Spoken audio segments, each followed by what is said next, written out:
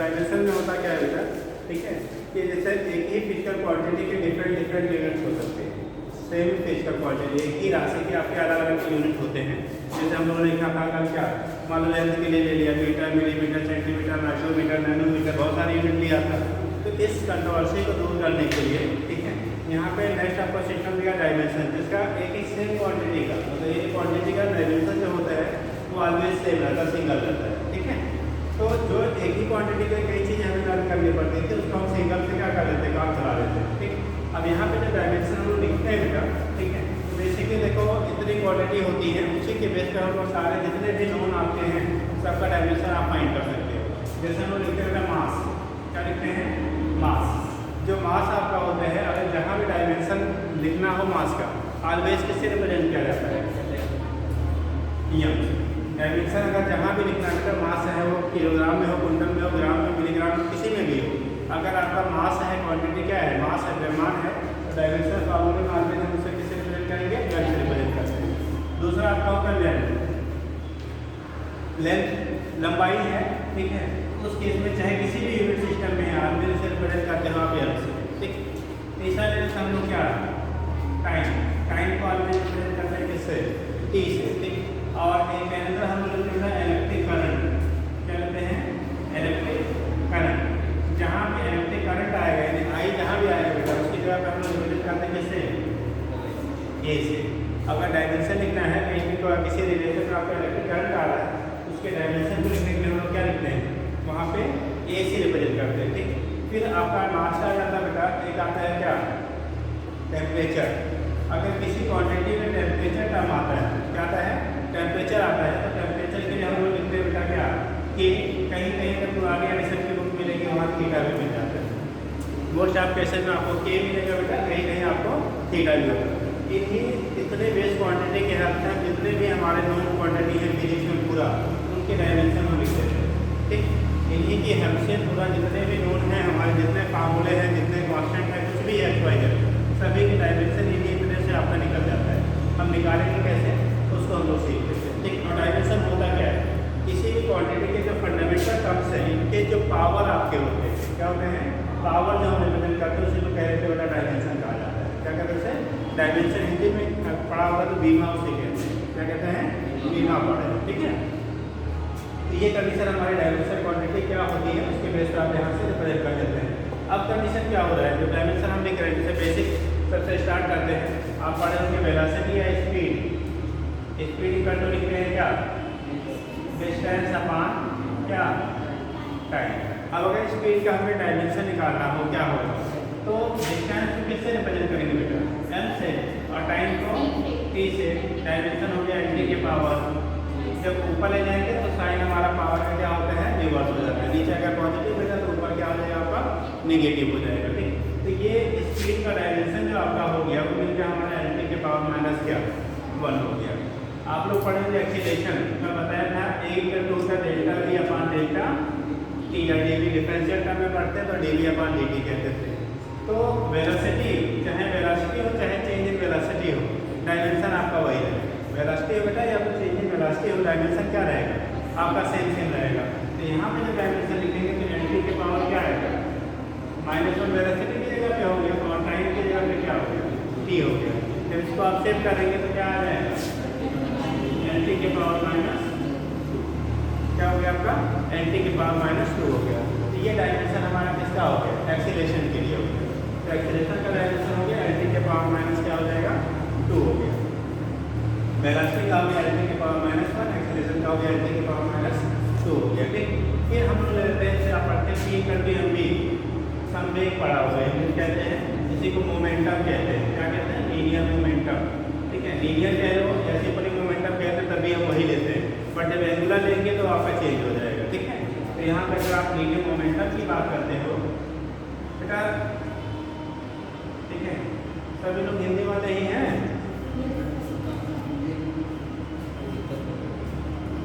दो चार दिन में लोकेशन नहीं रहते गायब हो जाते हैं, हाँ। इसी को कहते हैं देखिए संवेग, हिंदी हम जितना टर्म्स है उसका बोल देंगे बेटा, ठीक है। अब 2-4 दिन में थोड़ा सा आपको पेशेंस रखना पड़ेगा, ठीक। तो लीनियर मोमेंटम देखिए क्या कहते हैं, संवेग, तो तब पी बराबर लिखते होते हैं पी इक्वल टू होता है momentum equal to mass into क्या होता है वेलोसिटी। मास और वेलोसिटी का जो प्रोडक्ट होता है उसे हम लोग क्या कह देते हैं मोमेंटम कह देते हैं। ठीक, अब यहाँ पे जब लेंगे मोमेंटम हम लिखना है, हमें इसका डायरेक्शन लिखना है, तो पी का जो डायरेक्शन आपका होगा एम को हम डायरेक्टली क्या कर लेते हैं वेलोसिटी देखो अभी लिखा था एल टी के पावर माइनस क्या 1 और डायमेंशन हो गया एम एल टी के पावर माइनस 1। ठीक है, पढ़ा होगा सभी लोगों ने इसको। ठीक, आप लोग पढ़ते हैं बेटा क्या फोर्स या फिर करते एम भी पढ़ा है इतना तो सभी लोगों ने पढ़ा होगा। एम भी करते क्या एम भी पढ़ा होगा बेटा। मास का डायमेंशन हमेशा एम से लिखेंगे, एक्सीलरेशन का क्या एल टी के पावर माइनस 2, तो फोर्स का डायमेंशन हो गया एम एल टी के पावर माइनस 2। ठीक, आपने पढ़ा होगा वर्क डब्लू। ठीक है, वर्क का वही होता है जो हमारा एनर्जी का होता है। Work and are form of energy, are form of energy मतलब चाहे बेटा काइनेटिक हो, पोटेंशियल हो, मैकेनिकल हो, चाहे कुछ भी हो। ठीक है, जितनी डिफरेंट जो डिफरेंट फॉर्म ऑफ हमारे क्या है एनर्जीज हैं उनके डायमेंशन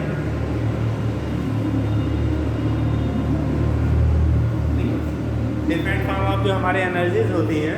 ठीक है, उनका डायमेंशन बेटा वही होता है जो वर्क का होता है। आपने वर्क एनर्जी पूरा पढ़ा होगा कार्य ऊर्जा समीकरण। ठीक है, तो जो हमारा वर्क का डायमेंशन होगा वही जितनी भी डिफरेंट फॉर्म की एनर्जी होगी उसकी भी डायमेंशन हमारे सेम होंगे। तो डब्ल्यू की जो वैल्यू होगी वो ई के बराबर हो गया और डब्ल्यू बराबर आपने पढ़ा होगा या फिर टू डी एस पढ़ा है ना। ठीक है, या फिर टू डी पढ़ा हो तो भी पढ़ा होगा। ठीक, फोर्स का डायमेंशन लिखा आपने क्या एनर्जी के पावर माइनस 2 और यस यहाँ पे डिस्प्लेसमेंट होगा उसकी वैल्यू होगी यस, पूरा करेंगे कितना आ जाएगा एम एल स्क्वायर टी के पावर माइनस 2 हो जाता है। क्या जाता है एम एल स्क्वायर टी के पावर माइनस 2। तो वर्क और एनर्जी का डायमेंशन जो होगा जहाँ भी टर्म्स आएगा बेटा वो हर जगह हमारा क्या हो जाएगा एम एल स्क्वायर टी के पावर माइनस 2। ये तो कुछ ऐसे बेसिक क्वांटिटी है, बेसिक चीज़ें हैं जो बार बार आपको रिपीट होती रहती है, बार बार यूज में आती रहेगी। ठीक, अब हम लोग को जो फिलहाल आपको पूछा जाएगा आज के डेट में जो हम नीट एग्जाम में पूछे जा रहे हैं। ठीक है, अभी वो आगे चीज़ें आएंगी इंग्लिश एप्लीकेशन की वजह से। ठीक, अब आपके लिए पूछेगा फोर्स का डायमेंशन क्या है, वर्क का डायमेंशन क्या है। ठीक, आपको जो पूछे जाते हैं या तो कुछ कॉन्स्टेंट्स आपके हैं जिनके डायमेंशन पूछ ले जाते हैं या नए रिलेशंस को डिराइव करने के लिए उसके बेस पर क्वेश्चन पूछा जाता है। ठीक है, अभी आप मोबिलिटी हम लोग पढ़ेंगे उसके बेस पर क्वेश्चन डिराइव होता है। ठीक, तो क्या बेसिस उसको जानने के लिए हमें पहले बेसिस जानना पड़ता है। तो एक बार आप ऐसे नोट कर लीजिए, उसके बाद हम आगे बताएं।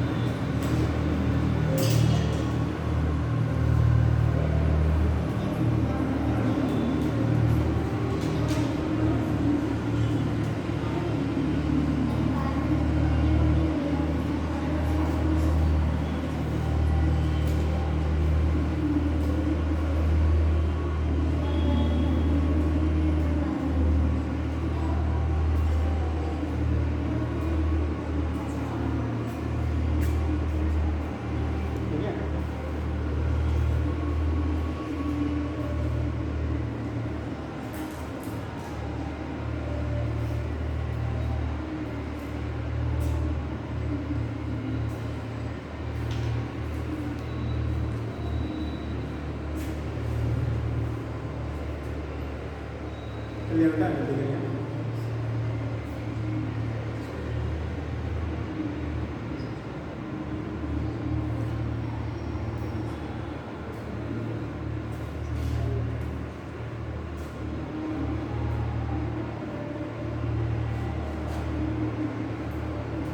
आगे देखेंगे, नोट करो, जो नहीं देखेगा पूछ लेना।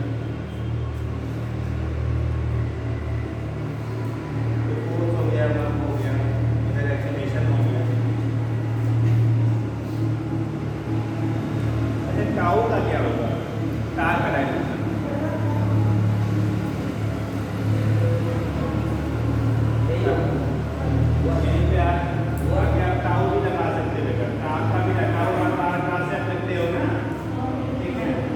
का डायमेंशन भी वही होगा, बट वो वेक्टर क्वांटिटी है, वह हमारे एनर्जी जो होती है स्केलर क्वांटिटी है। बट यहाँ पे वेक्टर है कि स्केलर उससे मतलब नहीं, यहाँ पे कंडीशन हमारा होता है क्या डायमेंशन क्या होगा। तो एक क्वेश्चन ऐसे भी पूछा जाता है कभी कभी कि which two quantity having same dimension, which two quantity having same dimension, कौन कौन सी ऐसी क्वांटिटी है जिनके डायमेंशन हमारे सेम होते समान होते हैं, तो उनमें आपका ये भी आ जाता है। ठीक है, हो गया। चलिए आगे देखते बेटा, कुछ कॉन्सेप्ट आप देख लेते हैं, फिर आगे एप्लीकेशन कैसे करेंगे।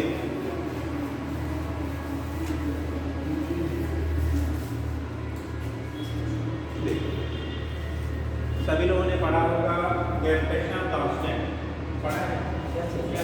ग्रेविटेशनल कांस्टेंट, गुरुत्वाकर्षण की नाम पढ़े सब लोग? क्या होगा वो बता दो जरा, पढ़े जो कैपिटल जी। ठीक, क्या कोई फार्मूला हो रहा है जहाँ पे कैपिटल जी आ रहा हो?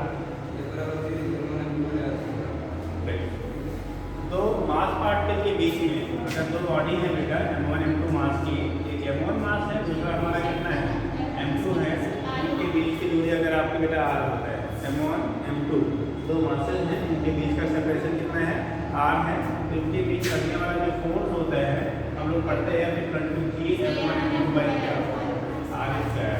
ठीक, पढ़ा है ना ग्रेविटेशनल फोर्स, गुरुत्वाकर्षण बल या कहते हैं लोग। ठीक, तो यहाँ से जब G की रिलेट करोगे तो ये F इंटू आर स्क्वायर ऊपर चला जाएगा अपान m1 इंटू।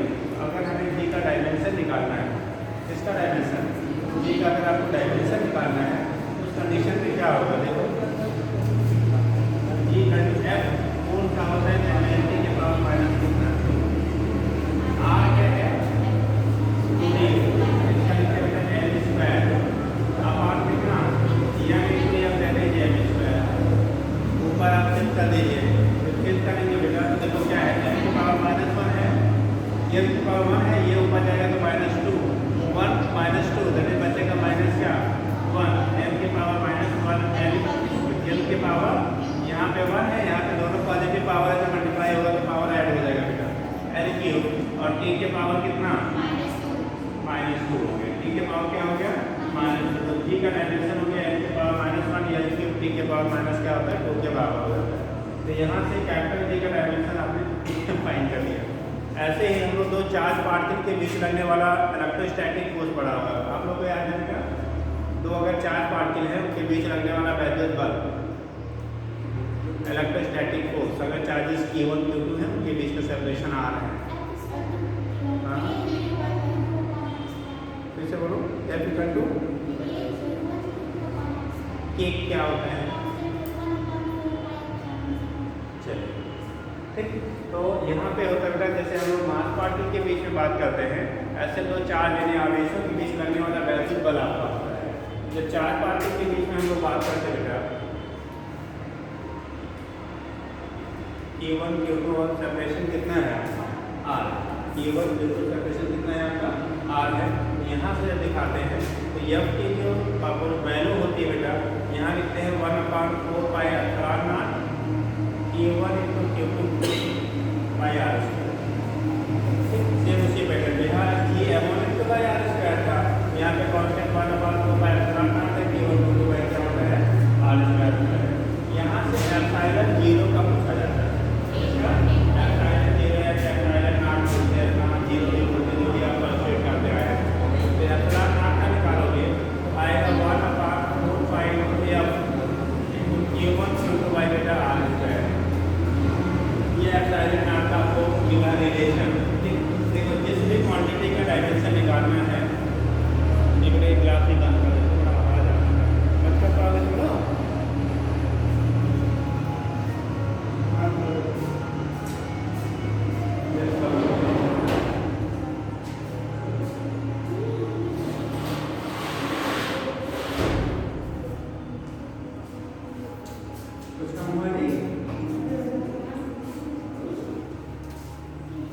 हमारी आवाज़ कम उसकी आवाज़ ज़्यादा आ रही है।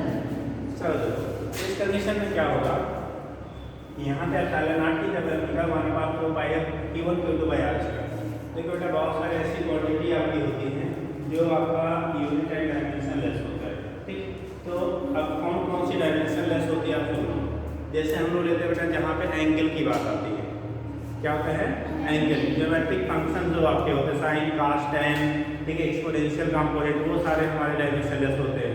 ठीक है, आपने देखा कि कोई भी न्यूमेरिकल वैल्यू एक से लेके कुछ भी है, आपका कोई न्यूमेरिकल डाटा है, उसका कोई डायमेंशन नहीं होगा।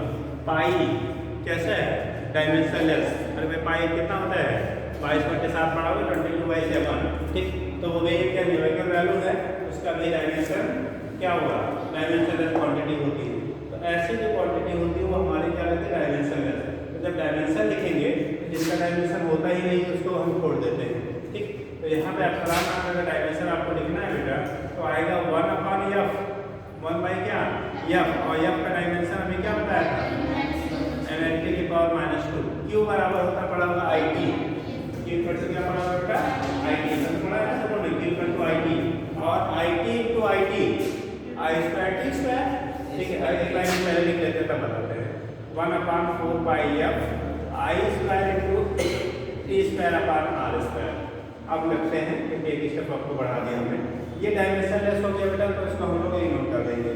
तो 1/4 उसका हो गया mnt के पावर माइनस कितना 2, i मतलब a square into t square by r distance है तो उसका हो गया बेटा l स्क्वायर। समझ पा रहे हैं जी? ठीक, अब कंडीशन क्या होगा, यहाँ से जो क्वांटिटी है सबको हम ऊपर शिफ्ट कर लेते हैं। एप्सिलॉन नॉट का हो गया देखो n ऊपर जाएगा l के पावर -1, l का यहाँ पे है, यहाँ पे l स्क्वायर है, l क्यूब नीचे होगा तो ऊपर जाएगा तो l के पावर -3। देखो t के पावर का यहाँ 2 प्लस में है और ये माइनस वाला ऊपर जाएगा तो ये प्लस 2 कितना कैंसिल 4, t के पावर +4 की -4 और a जो है स्क्वायर के टर्म में ऊपर ये तो कुछ करना नहीं है, ये हो गया बेटा a स्क्वायर। तो डायमेंशन एप्सिलॉन नॉट का हो गया m के पावर -1, l के पावर -3, t के पावर 4, a के पावर 2। तो हम अब डायमेंशन का रटेंगे नहीं, जैसे मेथड होता था क्या करते सबके डायमेंशन रट लेते थे, लेकिन रटने में प्रॉब्लम क्या आती है, रटा है सही है तब तो सही है, और नहीं तो मतलब पावर माइनस या प्लस हो गया प्लस या 2 या 3 हो गया तो या 1 आ गया तो गड़बड़ हो जाता है। तो आप रटेंगे नहीं, कोई भी क्वांटिटी है जिसका भी डायमेंशन आपको निकालना, कुछ भी ले लो कोई फार्मूला, बस फार्मूला आपको याद होना चाहिए उससे रिलेटेड, जैसे एप्सिलॉन से रिलेटेड कोई भी फार्मूला आप ले लो, किसके 8.85 × 10⁻⁴, जैसे 1/4 पाई एप्सिलॉन नॉट की वैल्यू पे लिखते हैं हम लोग, जब इसका वैल्यू लिखते हैं 1/4 पाई एप्सिलॉन नॉट तो लिखते हैं 9 × 10 की पावर कितना 9 न्यूटन मीटर स्क्वायर पर के क्या कूलम स्क्वायर, लिख रहे हैं। तब यहाँ से जब क्या करें हमें एप्सिलॉन का चाहिए ना, ये जब एप्सिलॉन ले जाएंगे तो अगर आप एप्सिलॉन ले तो इधर आ जाएगा, एप्सिलॉन की वैल्यू जब निकालेंगे तो 1/4 पाई इनटू 9 × 10 की पावर 9, इसी को जब हम लोग साल उठाते हैं तो अप्रॉक्सीमेटली 8.85 × 10 की पावर -12, ठीक है, 8.85 × 10 की पावर -12। अभी जब हम लोग सेकेंड पेपर पढ़ेंगे तो वो सब बताया जाएगा, ये आपको सेकेंड ईयर पोर्शन का जो आपका इलेक्ट्रोस्टैटिक्स पढ़ते हैं तब वहाँ आएगा, लेकिन चूंकि डायमेंशन हमें पूछा जाता है तो इसलिए हम देखिए आप अगर आपके पास आप देखते बुक होगी, मतलब जो आपकी कम्प्यूटर बुकें हैं की बुक होगी फिजिक्स की, तो ये सारे डायमेंशन बहुत बार पूछे गए, ठीक है, लेकिन आज के डेट में अब कम पूछते जा रहे हैं।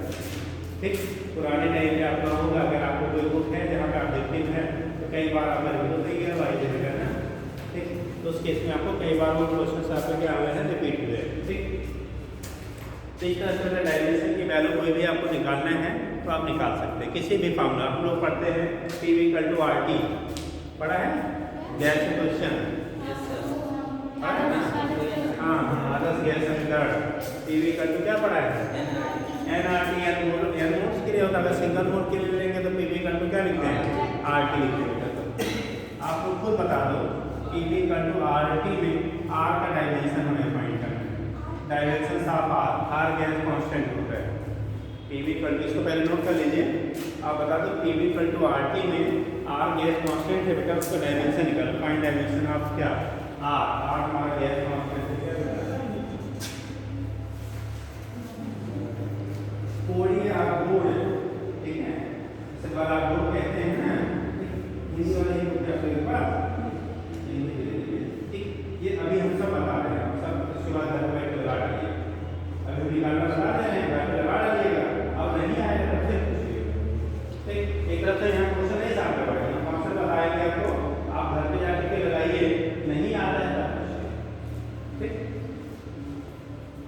जैसे ये तरीका बता दें ना, ऐसे आपको जो भी क्वेश्चन पूछा उसका फार्मूला रखिएगा, फार्मूले में जो चीज़ें हमें पहले से नोन है उनका रख देना, जिसका निकालना है वो चीज़ आपको निकल जाएगी। फिर भी नहीं आएगा तब बताइए।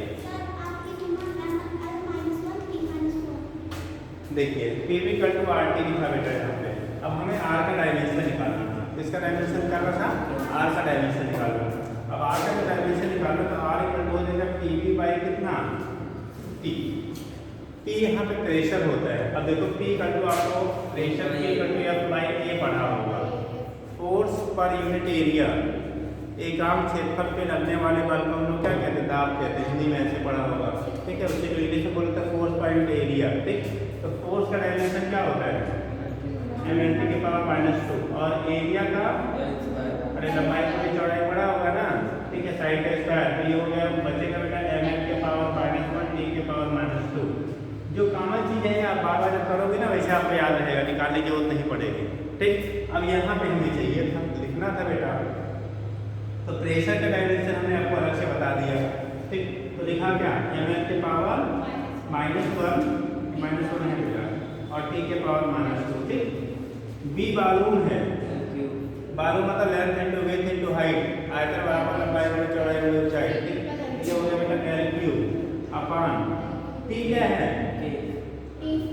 यहाँ पे टाइम नहीं है, टेम्परेचर है, ध्यान रखना, दिस इज टेम्परेचर।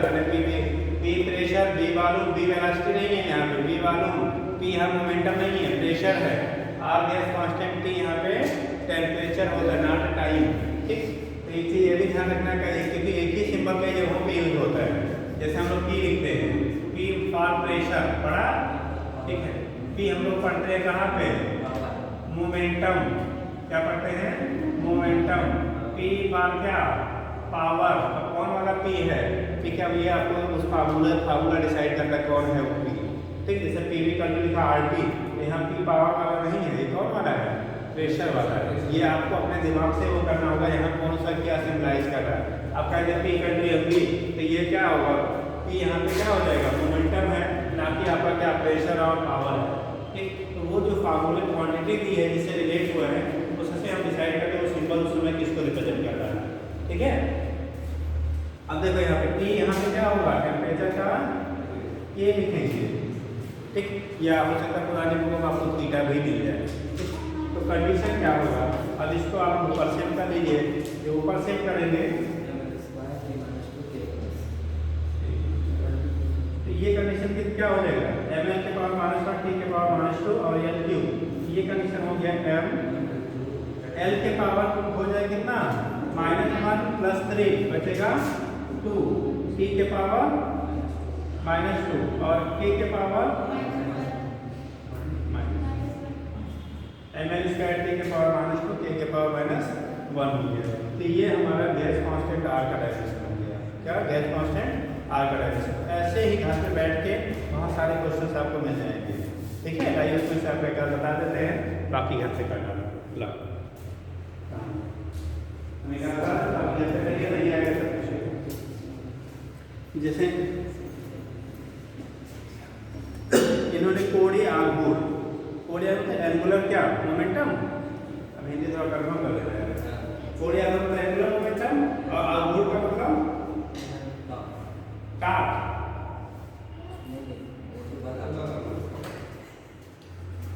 यार थोड़ा सा इंग्लिश वाला लेके आया करो भाई, ठीक। अब यहाँ पे आगुड़, बल आगुड़ है, आगुड़ है क्या है, देखिए वैसे आपको हिंदी में मदद करनी पड़ेगी। अभी हम यहीं से आंसर लेके अब हम चेक कर लेते हैं। आगुड़ का बीवी सूत्र है, अगर ये टाट होगा, टाउ बराबर होता है f * r * f, ठीक है। ml स्क्वायर t के पावर -2, ml स्क्वायर t के पावर -2 t के पावर -2 वही वाला है बेटा, ml स्क्वायर t के पावर -2 हो गया बेटा, टाउ आगुड़, बल आगुड़, ठीक। अगर बल आगुड़ के टर्म में है तो आपका हो गया ml स्क्वायर t के पावर -2, मतलब टाट का कलर है, ठीक। और दूसरा कंडीशन आपका मोमेंटम जब होता है तो वहाँ पे मोमेंटम बराबर होता है, तो p = m nt के पावर, लेकिन ऐसा कोई ऑप्शन नहीं है, इसका मतलब ये बल आगुड़ है बेटा। इसका मतलब क्या हो गया, बराबर हो गया। तो क्वेश्चन नंबर 3, तो यहाँ पे डायमेंशन होगा टाउ इक्वल टू होता है आर क्रॉस एफ। आर का क्या बोला गया, एल। अब फोर्स के लिए क्या बताया गया, एम एल टी के पावर माइनस 2 मल्टीप्लाई करोगे तो एम एल स्क्वायर टी के पावर माइनस 2। ठीक, अगर ये आपका क्या है, कौन सा है, ठीक है, ताग है। ठीक, अब ये दो हिसाब हिंदी इंग्लिश में कंफर्म करेंगे। एक बार बता दे बेटा, अभी ये सारी चीजें हम कौन सा बता रहे हैं जो अगले आते हैं। ठीक, अभी आपको बाकी का बता दें, ऐसे घर पे बैठ के क्या करिए, लगा लीजिए, नहीं आएगा लेकिन कंडीशन होना चाहिए, फार्मूला आपका सही होना चाहिए। मतलब जो चीज निकालना है उससे संबंधित जो फार्मूला रहेगा वो आपका क्या होना चाहिए, सही। सही रहेगा तभी सही आएगा। ठीक है, अगर फार्मूला गड़बड़ रखेंगे तो वहाँ पे रिजल्ट आपको सही नहीं मिलेगा। ठीक, हो गया वो। आप देखो नोट कर लिया। आप कोई भी ऐसे फार्मूले से रिलेटेड जो फार्मूला आपको हो उसमें से कोई चीज अगर आपको निकालना नहीं आता है तो पूछ लीजिए। कोई रिलेशन जिस पे आपको ना आता हो पूछ लीजिए। ठीक है, अगर किसी फार्मूले पे कोई चीज आपको ना आता हो, जैसे हम लिखते हैं कोई है जिसमें ना आता हो, आप मेरे टाइप पी का तो लिखते हैं 2 pi under root L by G, पढ़ा है ना, equal to 2 pi root L by G. ठीक है, तो फिलहाल टाइम का आपको ऑलरेडी मालूम है, टी ही होता है यार, एल है जी है। ठीक है, तो आप सीधे बता सकते हो इसका क्या हो गया, टाइम का टी हो गया, लेंथ का एल हो गया, जी का एल टी पावर माइनस 1 हो गया। ठीक है, इस टाइप से जो भी आपको रिलेशन रहेगा अगर उसमें से बाकी आपको पता है तो जो अननोन रहता है उसके बारे में हम निकाल सकते हैं, कोई भी फार्मूला। ठीक, अब हमें जो मेरे अपने यहाँ से पूछा जाता है आपके यहाँ, ठीक है, अगर कोई आपको क्वेश्चन हो उस पर तो पूछ लीजिए, नहीं तो आपको बताए कुछ है, पूछना है नहीं। चलिए देखिए रेजिस्टेंस क्या होता है, रेजिस्टेंस आप हम लोग पढ़ते हैं बेटा, V equal to I into R, पढ़ा है ना। ठीक है, बी इक्वल टू क्या होता है, आई इंटू आर। आर यहाँ पे रेजिस्टेंस यानी प्रतिरोध होता है। अब आर इक्वल टू आप लिखोगे बी अपान आई, बी अपान क्या हो गया आई। एक चीज़ और आपको बता देखो, या तो ये बी यहाँ पे पोटेंशियल है नहीं विभवांतर। ठीक, अगर पोटेंशियल का आपको मालूम है तब तो ठीक है, नहीं मालूम है बेटा तो उसको भी हम फार्मूले से रिलेट कर लीजिए। बी इक्वल टू होता है डब्ल्यू बाई क्यू, क्या होता है डब्ल्यू बाई क्यू, और नीचे आई ऑलरेडी है ही है, तो डब्ल्यू बाई क्यू इंटू आई हो गया। अब इतने का पता चल गया ना, क्यू बराबर आई क्यू होता है, इसको लिख सकते हैं डब्ल्यू अपान आई इंटू आई स्क्वायर इंटू टी। आई स्क्वायर इंटू क्या हो जाएगा, टी हो जाएगा। अब इस केस में आर हो गया, आर की वैल्यू डब्ल्यू अपान आई स्क्वायर टी हो गया। अब यहाँ पे डब्ल्यू क्या होता है, एम एल स्क्वायर टी के पावर माइनस 2, अभी पढ़ा था। आई करंट है तो हो गया ए स्क्वायर इंटू टी। टी का क्या हो जाएगा, टी का हो गया कैपिटल टी। अब यहाँ पे वैल्यू बेटा रख लीजिए, ऊपर शिफ्ट कर लो, तो आएगा कितना एम एल स्क्वायर टी के पावर माइनस 3 ए के पावर माइनस 2। ये हो गया हमारा रेजिस्टेंस यानी प्रतिरोध का। किसका हो गया, रेजिस्टेंस का। तो ये हो गया प्रतिरोध, रेजिस्टेंस इसे कहेंगे रेजिस्टेंस।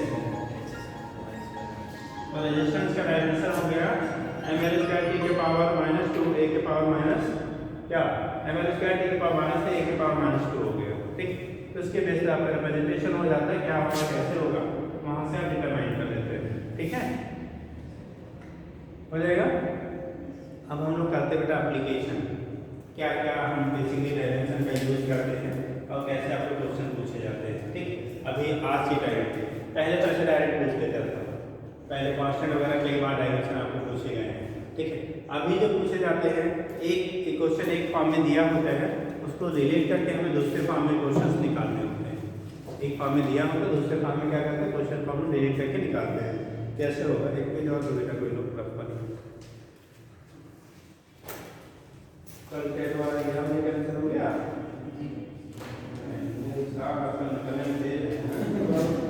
सारा दिमाग हल्का करने ही लगाते हैं, पढ़ने उतना लगाए तो कभी जरूरत ही ना पड़े।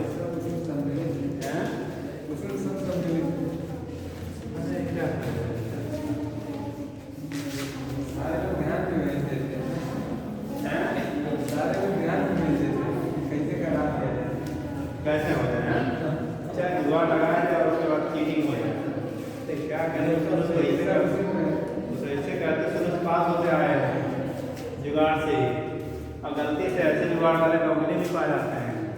ठीक, तो लगता है कि जुगाड़ बहुत बढ़िया है। चलो देखो, तो एप्लीकेशन हम लोग करते हैं बेटा। ये पहला एप्लीकेशन होता है, ठीक है, for checking correctness of equation. ठीक, एप्लीकेशन आपका डायमेंशन अगर हम लोग बात करते हैं बेटा, एप्लीकेशन ऑफ डायमेंशन हिंदी क्या कहते हैं बेटा, बीमा का क्या उपयोगिता क्या होती है, जो बीमा हम लोग पढ़ते हैं उसका यूजर्स क्या है, एप्लीकेशन क्या है। ठीक है, तो इसकी उपयोगिता क्या होगी, कैसे हम लोग यहाँ पर डिस्कस करते हैं। कल आप लोग थे बेटा, परसों परसों परसों आप थे, आप भी नहीं थे, कुछ लोग थे आ गया है, बारात कर लगे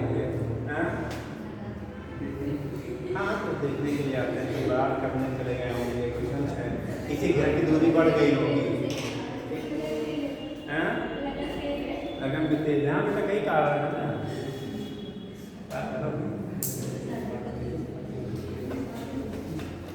ये सरकारी पर फेल हो जाता है, भारत का दूसरा नहीं है, यही है। ठीक है, चलो देखो, एप्लीकेशन ऑफ डायमेंशन की हम लोग बात कर रहे हैं, किसकी बात कर रहे हैं सर? आ गए क्या?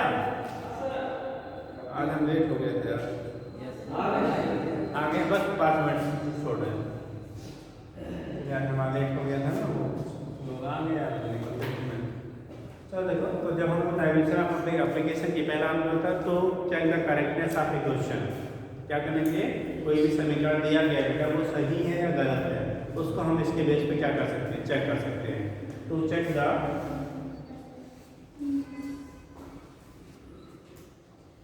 इसका करेक्टनेस, मतलब बड़ा लिखिए बेटा, correctness of equation. To check the correctness of equation, मतलब कोई भी क्वेश्चन सही है या गलत है उसको हम कैसे चेक करेंगे। तो to check the correctness of equation, जैसे हम लोग लिखते हैं क्या, कोई भी क्वेश्चन आप ले लो, कोई भी रिलेशन आप लिख लीजिए, अगर लेफ्ट हैंड साइड का डायमेंशन राइट हैंड साइड के डायमेंशन के बराबर है तो हम बोलेंगे बेटा वो जो गिवन रिलेशन है वो आपका करेक्ट होगा। अगर लेफ्ट हैंड साइड का डायमेंशन राइट हैंड साइड के डायमेंशन मैच नहीं कर रहा है तो ये क्वेश्चन आपको दिया गया है वो इनकरेक्ट होगा। मतलब डायगोनल्स के लिए कंपल्सरी फैक्टर क्या है, लेफ्ट हैंड साइड और राइट हैंड साइड दोनों की डायमेंशन आपके सेम होनी चाहिए। अगर डायमेंशन सेम है तब तो आपका क्वेश्चन करेक्ट होगा, अगर डायमेंशन सेम नहीं है तो आपका क्वेश्चन करेक्ट नहीं होगा। कोई भी रिलेशन आप ले लो, जैसे हम लोग पढ़ते हैं v इक्वल या s equal to ut plus half ad square, पढ़ा है ना, s equal to ut plus half ad square.